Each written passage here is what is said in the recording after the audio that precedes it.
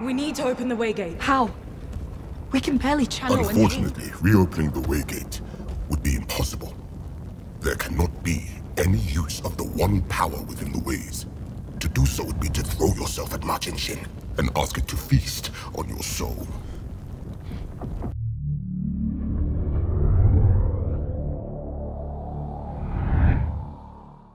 In the ways, Perrin, Egwene, Rand, and Nynaeve scramble to get Mat back and demand Moiraine reopens the portal. However, Loial interjects, explaining that the Aes Sedai mage can't do that as using magic within the ways is forbidden and would warrant dire consequences. It turns out that channeling the one power in the dimension attracts the attention of Ma Jinxin, a dangerous black wind that plays mental games on people. Heeding Loial's warnings, the group decides to move on without Mat, but vows to find him when the mission is completed. Together, they make their way through the ways and try to locate the portal leading to the Eye of the World. They eventually find a guiding stone to help them locate the portal, but discover the artifact to be sliced up and in terrible condition. Loial tries deciphering the stone's markings to get directions, but the process takes a long time. While the Ogier works on the artifact, the rest of the group sets camp and gets some sleep. While they do this, a Trolloc appears and attacks them in their sleep. The creature's sounds wake them up, with a mystery person channeling the one power to ward them off. Having used magic in the ways, the group races to the closest portal to exit the dimension before Ma Jinxin arrives. Right as they reach the next portal, the dark wind appears and engulfs them. Under its influence, they all hear terrible truths about themselves, as the wind taunts them with their deepest fears. While they all fall in despair, Nynaeve gathers the strength to overcome it and releases an immense aura of magic that momentarily wards Ma Jinxin off. Seizing the opportunity, Moiraine quickly activates the portal, allowing them to leave the ways and return to the real world. The entire group is traumatized by the experience, but Rand is particularly shaken up, implying the dark wind may have told him a huge secret. Despite the gruesome experience, Rand and the others don't dwell too much on it and move on. The group inspects their surroundings and discovers they've reached Faldara, Lan's home city, a few miles from the Dark One's location. Exhausted from their journey, they seek refuge in the city's palace as the royals, Lord Agomar and Lady Amelisa Jagged, welcome Lan and his acquaintances.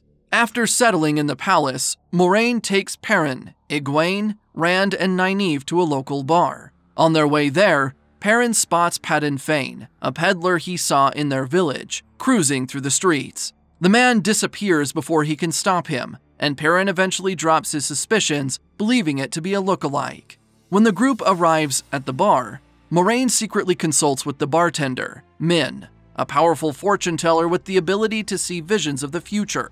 Hoping Min's visions can help her find the Chosen One, she pleads with her to have a look at the townsfolk. Min obliges and covertly stares at the group, allowing her to manifest images of the future. She sees a few vague visions, but none helps narrow Moraine's options. Disappointed, the Blue Mage returns with the 4 townsfolk to the palace. Later that night, Lan heads home to meet his family, who live in the city. Bored, Nynaeve tails him and joins his family for dinner. The duo has a swell time and returns to the palace after having a delicious meal. Nynaeve enters Lan's room, and the couple finally acknowledges their feelings for each other. Both lean in for a kiss, as things quickly heat up.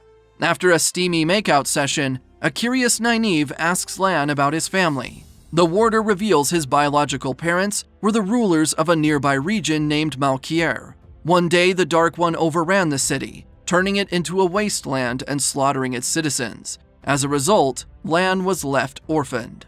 The family he visited turns out to be an adopted one, which rescued him from Malkier. The story moves Nynaeve, as she was also orphaned at a young age. Their similarities make the duo fall harder for each other, with Nynaeve spending the night in his room.